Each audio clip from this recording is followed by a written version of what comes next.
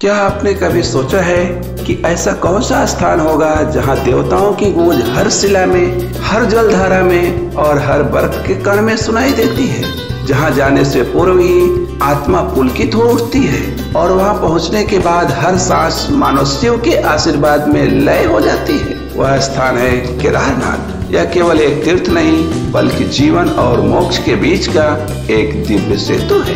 नमस्कार दोस्तों, स्वागत है आपका हमारे YouTube चैनल कालचक्र में। यदि आप चैनल पर नए हैं तो चैनल को सब्सक्राइब कर बेल आइकन दबाएं, वीडियो को लाइक करें और अपने दोस्तों के साथ शेयर करें। केदारनाथ धाम के कपाट हर साल अप्रैल या मई में अक्षय तृतीया के दिन खुलते हैं और दीपावली के आसपास बंद हो जाते हैं। सर्दियों में यह मंदिर बर्फ से ढक जाता है और फिर बाबा केदार की डोली को ऊखीमठ स्थित ओंकारेश्वर मंदिर में ले जाया जाता है। लेकिन जब यात्रा शुरू होती है तो हजारों श्रद्धालु हरिद्वार और ऋषिकेश से अपनी यात्रा का आरंभ करते हैं। सबसे पहले तीर्थयात्री रुद्रप्रयाग पहुंचते हैं, जहां अलकनंदा और मंदाकिनी नदी का संगम होता है। कहते हैं यहाँ की जलधारा में शिव के त्रिशूल की शक्ति समाई हुई है। फिर सोनप्रयाग, जहाँ से केदारनाथ के अंतिम पड़ाव की कठिन परीक्षा शुरू होती है। गौरीकुंड से केदारनाथ तक की चढ़ाई लगभग 16 किलोमीटर लंबी है। यह कोई आम रास्ता नहीं है बल्कि एक आध्यात्मिक अग्नि परीक्षा है। रास्ते में भक्तों को कई कठिनाइयों का सामना करना पड़ता है। खड़ी चढ़ाई, ऑक्सीजन की कमी, अचानक बदलता मौसम और तेज ठंड हवाएं। लेकिन कहते हैं कि यह वही महसूस कर सकता है जिसे स्वयं महादेव ने बुलाया हो। यात्रा के शुरुआत में रास्ता थोड़ा आसान लगता है, लेकिन जैसे जैसे ऊंचाई बढ़ती है शरीर पर थकान हावी होने लगती है। लेकिन हर मोड़ पर हर हर महादेव और बम बम भोले की गूंज यात्रियों में एक नई ऊर्जा भर देती है। श्रद्धालुओं के लिए रास्ते में विश्राम करने के लिए छोटे छोटे पड़ाव बने हैं। जंगल चट्टी, भीमबली और लिंचोली, यहाँ लोग गर्म चाय पीकर कुछ देर विश्राम कर आगे बढ़ते हैं। जैसे जैसे मंदिर के करीब आते हैं वैसे वैसे ठंड बढ़ जाती है। कई बार बर्फबारी या बारिश इस यात्रा को और भी कठिन बना देती है। लेकिन कहते हैं जब आप सच्चे मन से भोलेनाथ के द्वार पर जाते हैं तो सारी बाधाएं स्वयं ही हट जाती हैं। अंततः जब केदारनाथ मंदिर के द्वार नजर आते हैं तो हर यात्री की आंखों में आंसू आ जाते हैं, कुछ थकान के, कुछ श्रद्धा के। चारों ओर बर्फ से ढके पहाड़ और बीच में स्थित यह भव्य मंदिर, ऐसा लगता है मानो स्वयं शिव ध्यान की मुद्रा में बैठे हो।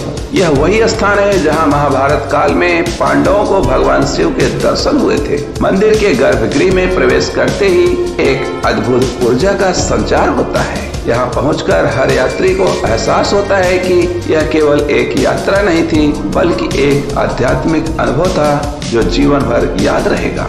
16 जून 2013 एक ऐसा दिन जिसे कोई भी भूल नहीं सकता, जिसने केदारनाथ की उस विनाशकारी बाढ़ की भयावहता को देखा या सुना हो। लगातार हो रही भारी बारिश ने केदारनाथ घाटी को एक विनाशकारी आपदा में बदल दिया।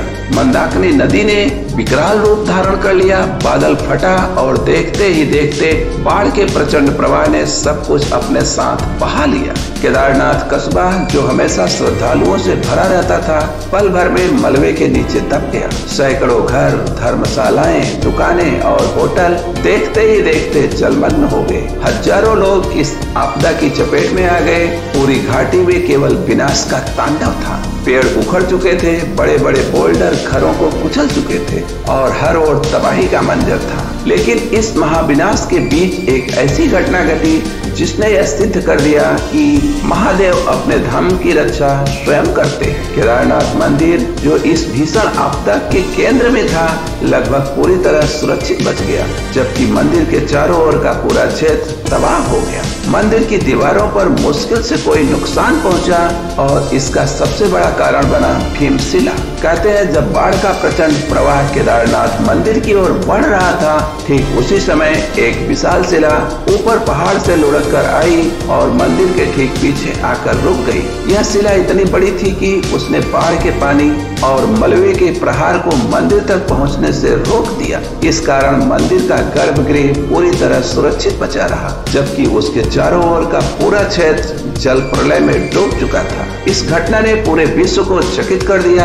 वैज्ञानिक इसे एक प्राकृतिक घटना मानते हैं, लेकिन श्रद्धालु इसे महादेव का चमत्कार मानते हैं। आखिर ऐसा कैसे संभव हुआ कि पूरी घाटी तबाह हो गई लेकिन मंदिर सुरक्षित रहा? क्या यह सिर्फ एक संयोग था या महादेव की कृपा? यह घटना एक संदेश देती है, जब शिव स्वयं अपने भक्तों और धाम की रक्षा करने का संकल्प लेते हैं तो पूरी सृष्टि भी उनका मार्ग नहीं रोक सकती। केदारनाथ सिर्फ एक तीर्थ नहीं, यह महादेव तक पहुंचने का एक आध्यात्मिक मार्ग है। केदारनाथ यात्रा केवल एक धार्मिक यात्रा नहीं, यह एक आध्यात्मिक यात्रा भी है। यह हमें सिखाती है कि जीवन में कठिनाइयां अनिवार्य हैं, लेकिन जो अपने लक्ष्य के प्रति समर्पित रहता है उसके लिए रास्ते स्वयं खुलते चले जाते हैं। नंबर 1, यह यात्रा हमें धैर्य और सहनशीलता सिखाती है। 16 किलोमीटर की कठिन चढ़ाई, ऑक्सीजन की कमी, ठंड, थकान, यह सब हमें यह एहसास कराता है कि जीवन में कुछ भी हासिल करने के लिए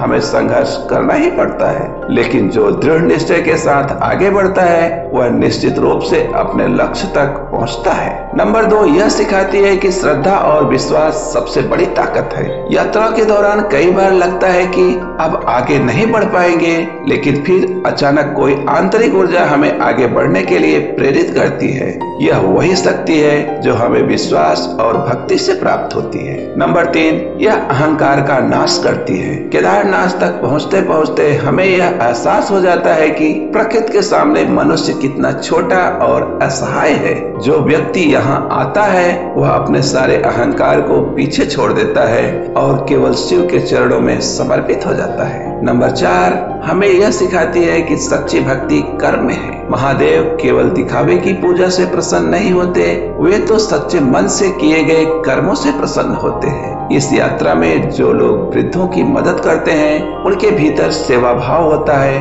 वे ही सच्चे भक्त कहलाते हैं। नंबर 5, यह जीवन का गूढ़ सत्य सिखाती है। केदारनाथ का शांत वातावरण, वहाँ की दिव्य ऊर्जा हमें यह एहसास कराती है कि यह संसार नश्वर है, सब कुछ बदल जाएगा, लेकिन शिव की शक्ति सदा अडिग रहेगी। यही सत्य है, यही वास्तविकता है। केदारनाथ की यात्रा केवल शरीर की परीक्षा नहीं, यह आत्मा की भी परीक्षा है। यह केवल एक तीर्थ नहीं बल्कि एक अनुभव है जो आपको भीतर से बदल देता है। यहाँ आने के बाद कोई भी व्यक्ति वैसा नहीं रहता जैसा वह पहले था। अब सवाल यह है, क्या आप सिर्फ इस कहानी के श्रोता रहेंगे या खुद इस दिव्य यात्रा का हिस्सा बनेंगे? महादेव आपका इंतजार कर रहे हैं। हर हर महादेव। यदि वीडियो आपको पसंद आई हो तो इसे लाइक करें, शेयर करें और हमारे चैनल कालचक्र को सब्सक्राइब करना बिल्कुल ना भूलें। धन्यवाद।